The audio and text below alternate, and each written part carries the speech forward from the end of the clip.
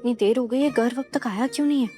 आएगा तो कह दूंगी कि ये खाना परी भाभी ने बनाया है। इसी बहाने वो मेरे हाथ का खाना तो खाएगा, वरना मुंह बनाकर सो जाएगा।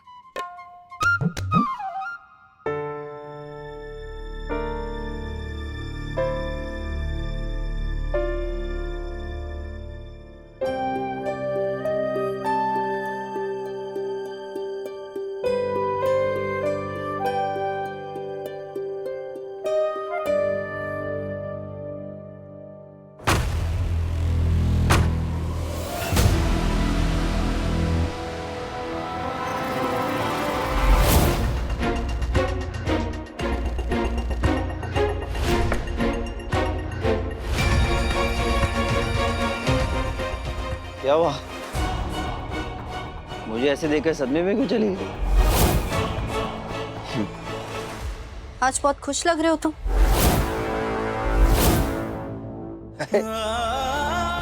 खुशी की तो बात है, तुमसे छुटकारा जो मिल रहा है। वैसे बहुत सही लड़का चुना है तुमने, इंस्पेक्टर मानव। वर्दी वाला दूल्हा जो तुम्हारी केयर करेगा, तुम्हें प्रोटेक्ट करेगा।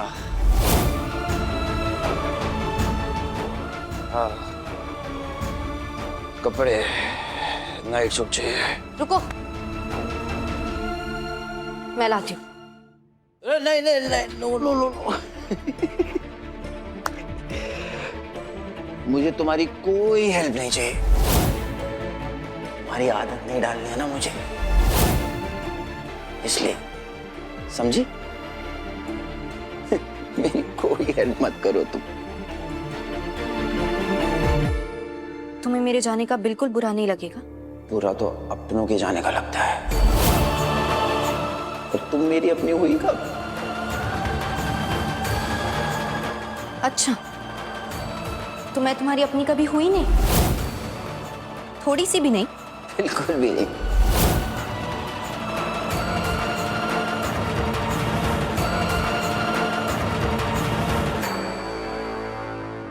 इतनी भी नहीं।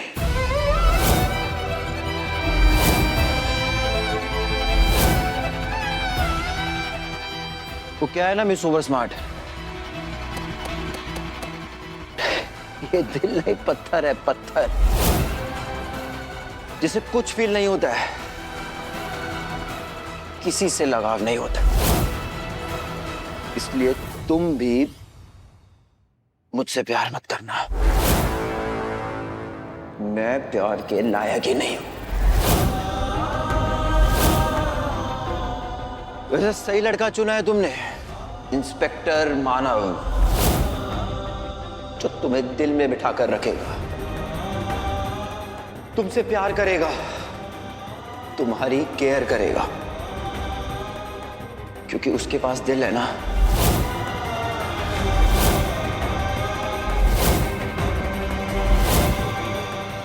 इसलिए मैं कहता हूं तुम चली जाओ मेरी जिंदगी से। मेरे पास देने के लिए कुछ भी नहीं है, खाली हूं मैं एकदम।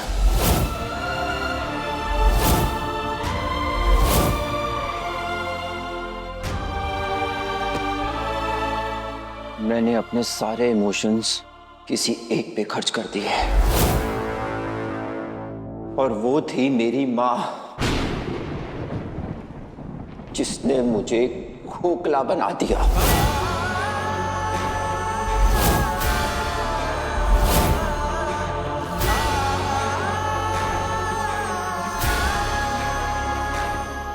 पता है मिस ओवर स्मार्ट, मैं अपनी मां से बहुत प्यार करता था, इस दुनिया में सबसे ज्यादा प्यार करता था।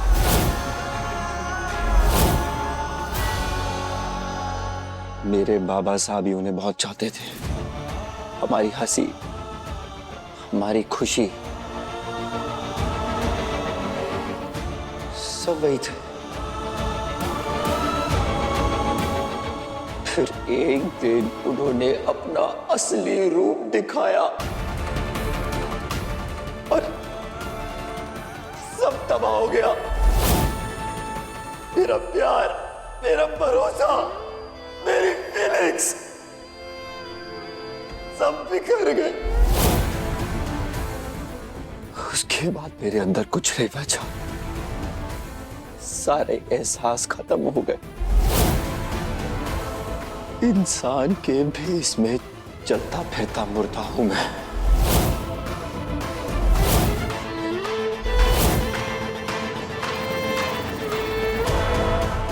गर्व, ऐसा क्या किया था तुम्हारी माँ ने? बताओ मुझे, ऐसा कौन सा जख्म है जो इतने सालों बाद भी तुम्हें परेशान कर रहा है? बताओ।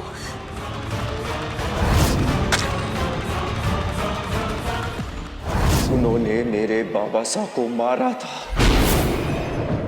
खून किया था उन्होंने मेरे पिता का।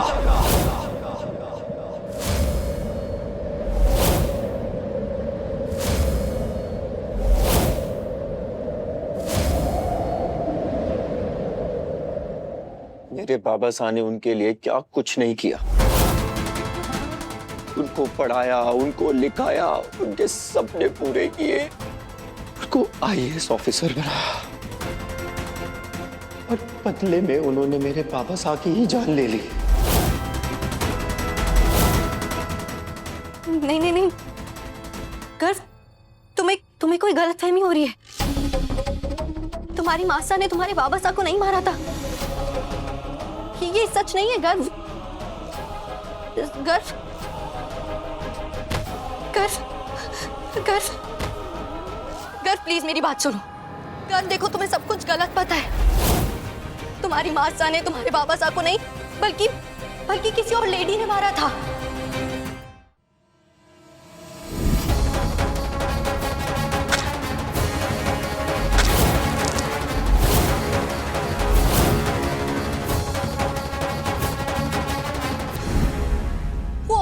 जिसकी पीठ पे टैटू बना था, उसने तुम्हारे बाबा साहब को मारा था। गर्व, प्लीज प्लीज अपनी आंखें खोलो, सुन लो मेरी बात। तुम्हारे बाबा साहब की खूनी वो टैटू वाली औरत है, तुम्हारी मां नहीं।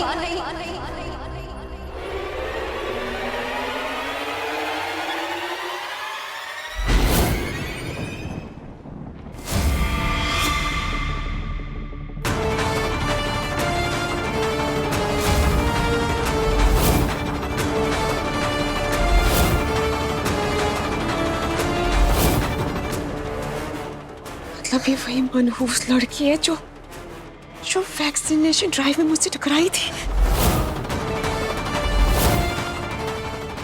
उस दिन भी इसने मेरा काम खराब कर दिया था, और आज भी सब कुछ बिगाड़ने के लिए चली आई। सबसे बड़ी बात तो ये है कि इसे मेरा वो काला सच पता है जो अगर बाहर आ गया तो मेरे सपने, मेरी सारी कोशिशें बर्बाद हो जाएंगी। नहीं, ऐसा नहीं हो सकता।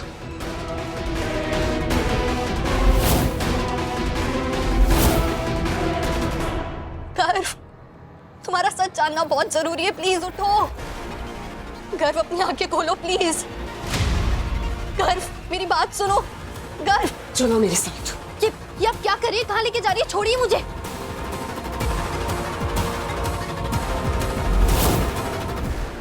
क्या कर रही हैं आप? छोड़िए मुझे प्लीज। क्या कह रही थी तुम अंदर? तुम्हें जरा सा भी अंदाजा है कि तुमने कितनी बड़ी बात बोली है? हाँ, पर मैंने जो भी कुछ कहा है बिल्कुल सच कहा है। गर्व के बाबा साहब को उसकी माँ ने नहीं, बल्कि वो टैटू वाली लेडी ने मारा था।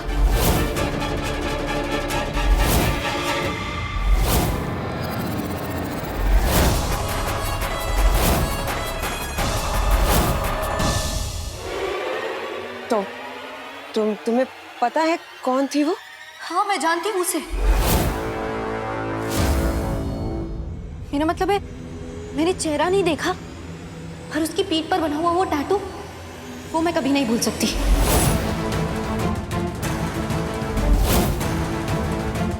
शुक्र है इसने मेरा चेहरा नहीं देखा।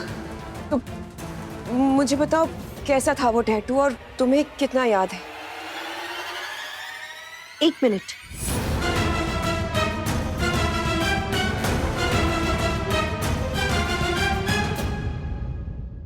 एक मिनट रुकिए।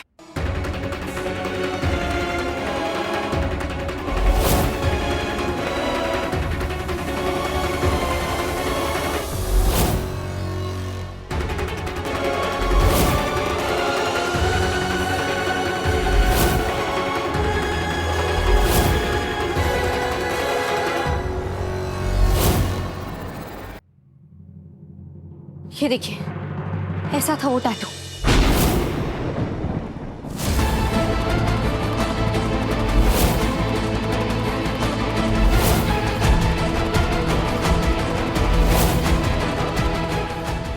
मतलब जो बात बचपन से एक राज बनकर दबी थी वो अब सामने आ गई।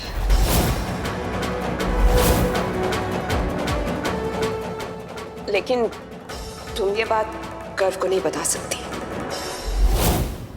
पर क्यों? क्योंकि उसकी मासा का नाम सामने आते ही गर्व अपने होश खो बैठता है। तुम नहीं जानते हो कि बचपन से लेकर आज तक मैंने कितनी मुश्किल से संभाला है उसे। अगर उसे आज ये पता चल गया कि उसके बाबा सा का खून उसकी मासा ने नहीं बल्कि किसी और ने किया है, तो वो उस औरत को ढूंढने के लिए जगह जगह भटकेगा, हर मोड़ पे हर जगह उसे ढूंढने निकल जाएगा। वो तो अच्छी बात है कि हमारे पास ये एक सुराग है। वैष्णवी, मैं धरती आसमां एक कर दूंगी, लेकिन इस औरत को ढूंढ कर आऊंगी। लेकिन अब जब तक मैं इस तक नहीं पहुंच जाती, तुम गर्व को कुछ मत बताना। बोलो, मानोगी मेरी बात?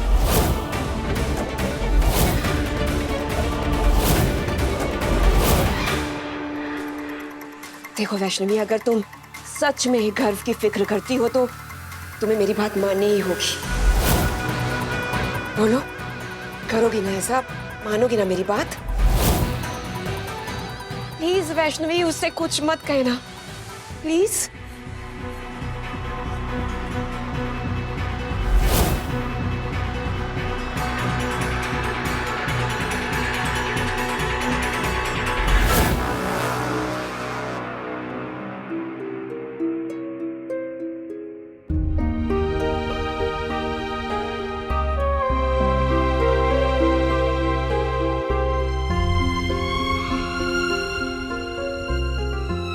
गर्व अपनी माँ को दोषी मानता है एक ऐसे गुनाह के लिए जो उन्होंने कभी किया ही नहीं है। अगर मैं इसे सच बता दूं तो शायद इसके जख्म भर जाए। पर ठकुराइन सा की बात भी सही हो सकती है। सच पता चलने के बाद ये कोई ऐसी तलाश पे निकल जाए कि सब कुछ हिल जाएगा। हे महादेव, आप ही कोई रास्ता निकालिए। बताइए मैं क्या करूं?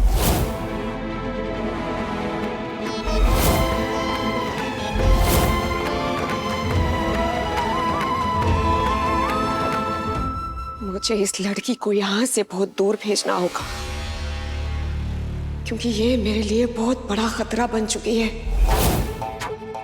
इतने सालों से मैंने जो खेल रचा, अपनी हर एक चाल सोच समझ कर चली, ये लड़की उसे एक पल में बर्बाद कर देगी। ये हवेली, ये बिजनेस, ये साम्राज्य, ये सब कुछ बहुत जल्द मेरे और मेरे बच्चों का होने वाला है। इस दो कौड़ी की लड़की की वजह से मैं इसे अपने हाथ से नहीं जाने दूंगी। कुछ ना कुछ तो मुझे करना ही होगा, और मैं जरूर करूंगी।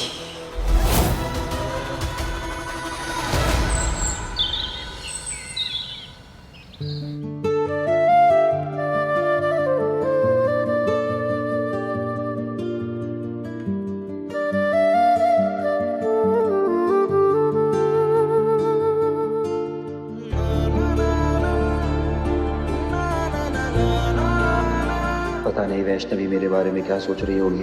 कल रात में उसकी गोद में सर रख के सो गया।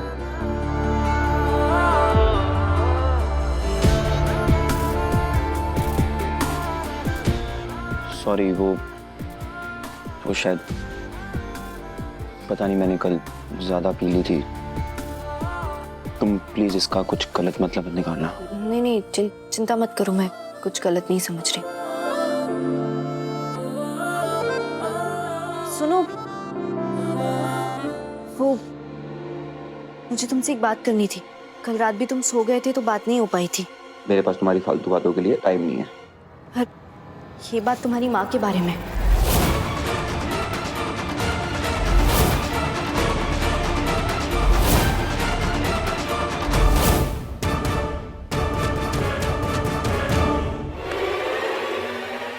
खबरदार अगर तुमने मेरी जिंदगी के उस हिस्से को छेड़ा जिससे मुझे सख्त नफरत है। तुम बहुत बड़ी गलतफहमी में जी रहे हो। तुम्हारी माँ से वैष्णवी,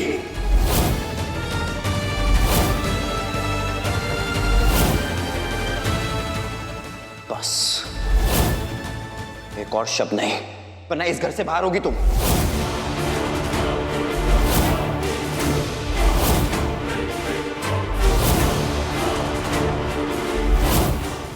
ना ही मुझे कुछ सुनना है और ना ही कुछ जानना है, समझी?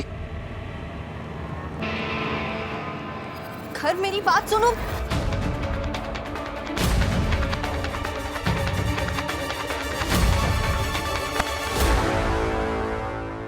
मैंने कहा था ना तुमसे, कहा था मैंने कि घर को कुछ मत बताना। फिर तुम्हारी हिम्मत कैसे हुई? देखा ना तुमने, असली माँ का जिक्र आते ही कैसे बौखला गया वो।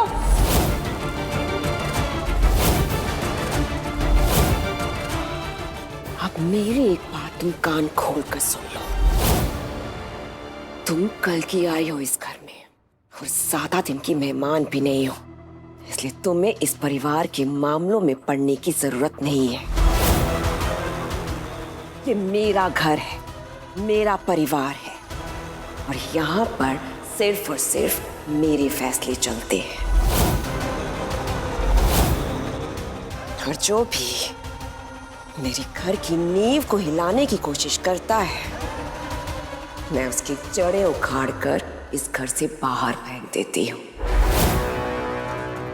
इसलिए अपने लिए कोई दूसरा पति ढूंढ लो, चलती बनो यहाँ से।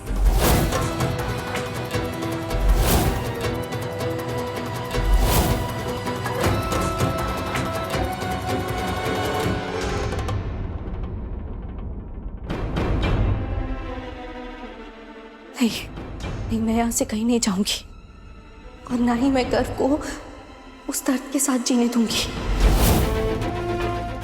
गर्व को उसकी माँ का सच जरूर पता चलेगा और वो रास्ता मैं निकालूंगी।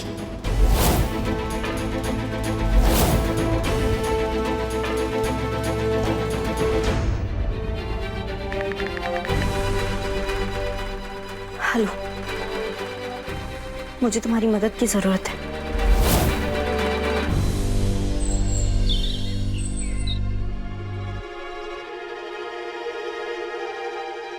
वैशु, जो जो तुमने मंगवाया था सब लाया हूं। सच? हाँ, 20 साल पहले इस हवेली के बाहर जो वैक्सीनेशन ड्राइव के दौरान हादसा हुआ था, उस वक्त पुलिस के पास जो भी ऑफिशियल रिकॉर्ड्स थे, जैसे कि ये फाइल, सीडीज, टेप्स, सब कुछ लेकर आया हूं। Thank you so much Madhav, तुमने मेरी बहुत बड़ी हेल्प की है।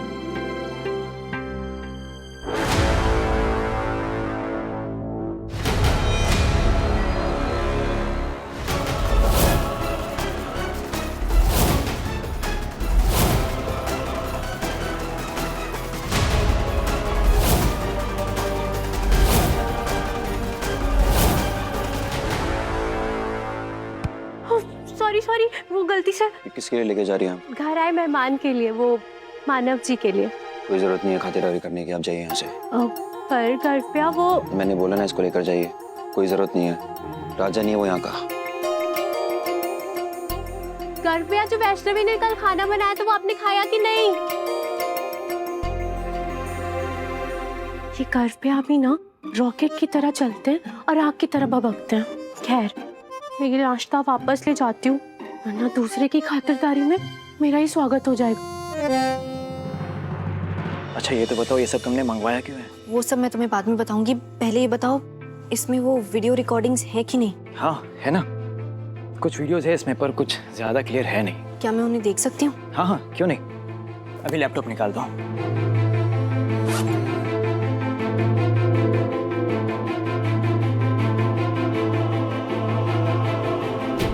वैशु, ये लैपटॉप बहुत पुराना है। वो कहना कि आजकल सीडी ड्राइव वाले लैपटॉप तो आते हैं नहीं, इसको चार्ज पे लगाना होगा, नहीं तो 5 मिनट में इसकी बैटरी डेड हो जाएगी।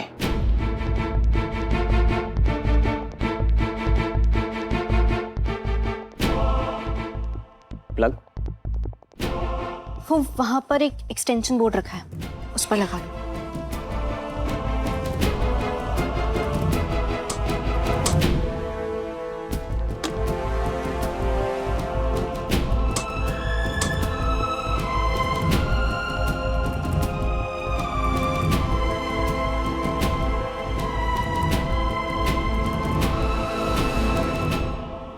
ये रहे उस दिन के वीडियोस।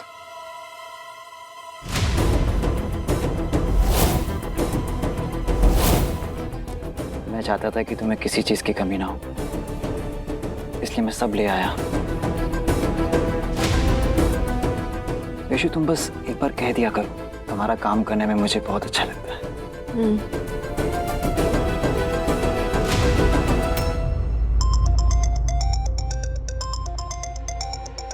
एक सेकेंड, एक कॉल है। Hello, yes. इस अफरा तफरी के बाद ही तो वो हादसा हुआ था।